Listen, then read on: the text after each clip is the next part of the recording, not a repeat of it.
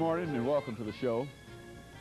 The topic this morning is minority health concerns, and we're fortunate and privileged to have with us a medical educator, Dr. Alfred Haynes. Dr. Haynes is the former president and dean of the Charles R. Drew University of Medicine and Science in Los Angeles, California. And Dr. Haynes, let me welcome you to the show this morning. Thank you. It's always a pleasure to be in Nashville. Well, Dr. Haynes, we're certainly glad to have you with us. We know as we introduce you as a medical educator and that you've had tremendous influence on many, many medical educators that we know personally. And we'd like to talk about some of those things today. But first of all, we'd like to give our viewers some information about you from the point of view of your background, your education, and perhaps your career. Well, I was born in Guyana, South America, and came to the United States in 1947. Went to medical school in New York at Downstate Medical Center, and subsequently worked for some years on an Indian reservation where I got very much interested in the health problems of the poor. Subsequent to that, I taught at the University of Vermont and at Johns Hopkins University in the area of international health, including being a visiting professor in India and Africa and other parts of the world. Subsequently went out to Los Angeles to assist in the development of the Drew Postgraduate Medical School. And from there I moved on to subsequently being the president, and about a year ago I retired as being the director of the Cancer Center, which position I took over after being the president of Drew. Very good. And Dr. Haynes, you've tremendous experience in terms of medical education, and what we'd like to do, as we indicated earlier, is to talk about some of those experiences. Sure. You are familiar with the underserved in a real sense, having had an opportunity, as you indicated, to work on an Indian reservation and in India and whatnot. But let's talk about one of the major institutions that we have to deal with here in Nashville. We know that you're here for a conference, and at the same time, we also know that Meharry Medical College is very dear to you. Oh, yes. And let's talk about exactly your relationship with Meharry Medical College. Well, about 1968, I began to be very much concerned about the health problems of black people in general. And at that time, I did a special study of black physicians in the United States.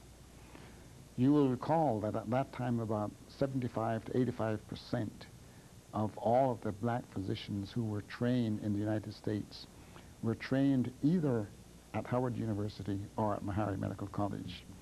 So Meharry has for years been an important place for the training of black physicians throughout the United States. And it is a real, as has been referred to, a national resource. And I think people in Nashville ought to be very happy that the institution is located here. We look to Meharry now as one of the leaders of those institutions who are concerned about the health of poor people. It's not merely training black doctors, but training doctors who would have a great concern for the underserved population.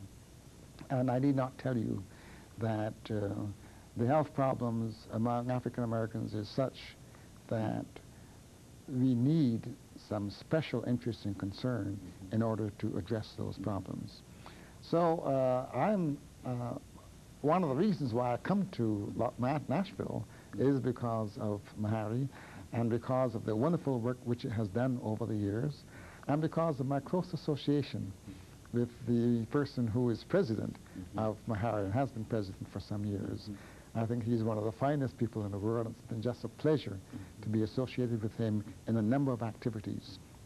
We have had among the schools, Meharry and Morehouse and Drew, a very close working relationship. We have an association called the Association of Minority Health Profession Schools, which includes Meharry, Morehouse, Drew, Xavier, Tuskegee, Florida A&M, Texas Southern, and we all work together at times to see what we can do in order to improve the health of African Americans. Very good. Doctor, you mentioned the fact that you have been the president of the Charles R. Drew Medical Center, Medical University of University of Medicine and Science. Why don't you give us some information about that facility, because I think it's one of the more recent facilities, and it also has, I understand, a component that that is the Martin Luther King hospital there, and talk about that and who Charles Drew was. I'm glad to do that because probably it is not as well known as the older institutions, Meharry and Howard University. But the school was an exact outgrowth of the riots which occurred in Watts in 1965. And, you know, medical care was one of the problems associated with that situation. And following that, the county decided to establish the Martin Luther King Hospital. And in order to make this hospital a teaching hospital, the Drew Postgraduate Medical School, this is what it was called at that time, was formed just about the same time.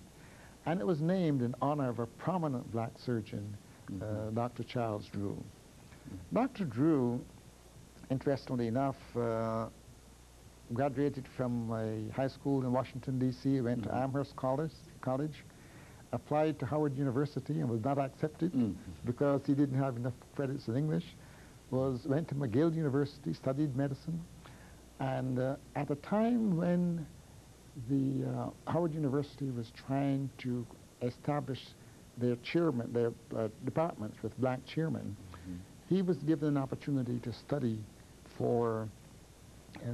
to become the chairman of surgery at Howard University, and went to Columbia University. But because of his expertise in blood, he spent much of his time doing research in blood. And when the war broke out, talking now about World War II, you know, one of the major problems in war was that soldiers would die for lack of blood. And the challenge was to find a mechanism to preserve blood so that the lives of the soldiers could be saved. And he was considered at that time to be the most prominent person in the world and was given the responsibility to develop the technique. And as a result of that, he developed the technique for the preservation of blood for France. But before this happened, France fell. So it became a Blood for Britain campaign. And when the United States entered the war, the technique for preserving blood had all been established by him. And we were able to go right into the situation. So we are very proud of the work which he did. And many people who do not realize it, many lives were saved as a result of the work which Dr. Charles Drew did. Now, he died himself in 1950 in an automobile accident while driving from Howard to Tuskegee. I think that's one of the